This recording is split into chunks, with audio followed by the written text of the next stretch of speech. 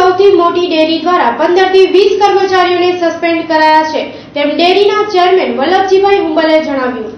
કચ્છની સૌથી મોટી દૂધ ઉત્પાદક ડેરી જેનું અમૂલ સાથે જોડાણ છે તે સરહદ ડેરીએ તાજેતરમાં 15 થી 20 કર્મચારી જે કરાર આધારિત હતા અને ગેરરીતિનો આક્ષેપ છે તેવા કર્મચારીઓને સસ્પેન્ડ કર્યા છે, તેમ ચેરમેન વલ્લભજીભાઈએ જણાવ્યું। ભુજ તાલુકાના લાખુંદ ગામે ડેરીનો પ્લાન્ટ આવેલ છે અને દરરોજ 4 લાખ લીટર દૂધ એકઠું કરી 8 થી 10 પ્રોડક્ટ બનાવી કચ્છમાં સપ્લાય કરે છે।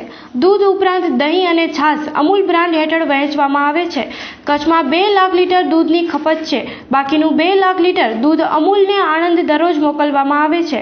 1 લીટરના ભેંસના દૂધનો ભાવ 40 થી 50 રૂપિયા તથા ગાયના દૂધના ભાવ 25 થી 35 રૂપિયા માલધારીઓને મંડળી થ્રુ અપાય છે।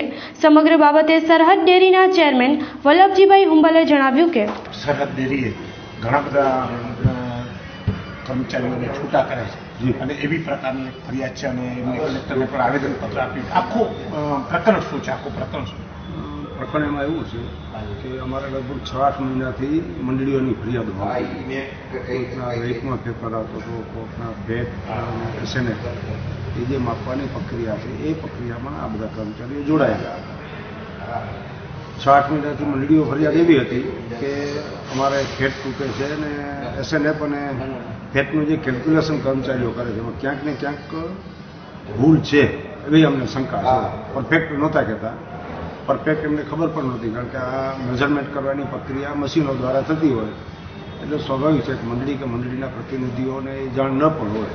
સાથે સાથે દૂધના કલેક્શનની પ્રક્રિયામાં મંડળીઓના પ્રતિનિધિઓ આવતા નથી હોતા સેન્ટરમાં, પોતાની મંડળીમાં એ કલેક્શન કરી અને ટ્રાન્સપોર્ટેશન દ્વારા એ બીએમસીમાં મૂકી દેતા હોય છે। ભરોસો પણ કરતા હોય, ડેરી ઉપર ભરોસો હોય, ડેરીના કર્મચારીઓ ઉપર ભરોસો હોય।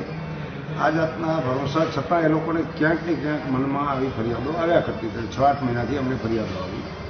અમે અમારા સ્કોડ થ્રુ, અધિકારીઓ થ્રુ ચેકિંગ થોડી સ્ટ્રીક બનાવી અને એમ કે આમાં જો તથ્ય હોય તો આગળ ઉપર ડેરીને ખૂબ મોટું નુકસાન થશે અને એના કારણે આટલી મહેનત પછી દૂધ ઉત્પાદકો દૂધનું ઉત્પન્ન કરે અને એને જો પૂરા ભાવ ન મળે, એના ફેટ તૂટે, ક્યાં વેરિએશન આવે અને એને અન્યાય થાય તો છેવટે એ આ જે ડેરી ઉદ્યોગનું ડેવલપમેન્ટ થયું કચ્છમાં એ બધાના આભારી છે।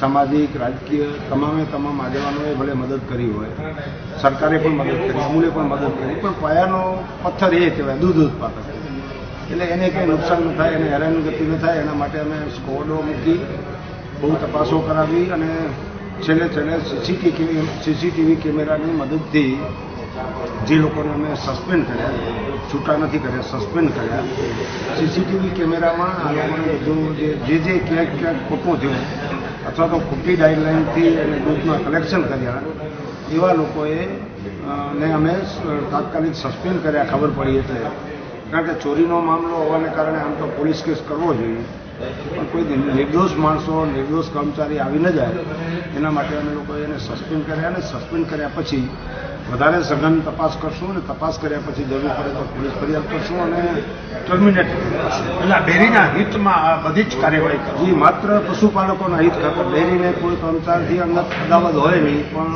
મંડળીઓની વધારે ફરિયાદોને કારણે ડેરીની સાખ, ડેરીની છબી કચ્છમાં બગડે નહીં એના માટે કરીને અમારે આ સ્ટ્રીટ પગલું લેવું પડ્યું। કર્મચારીઓ પણ અમારા કોઈ દુશ્મન નથી, તેમ છતાં એમાં કોઈ કર્મચારી નિર્દોષો હશે તો હવે એના પછીના જવાબમાં અને તપાસમાં સત્યતા આવશે તો એને અમે પાછા લઈ લઈશું। એ રીતે સરહદ ડેરીના અસ્તિત્વ ટકાવવા ગેરરીતિ કરતી કોઈ પણ કર્મચારીને બક્ષવામાં નહીં આવે તેમ ચેરમેને જણાવ્યું હતું।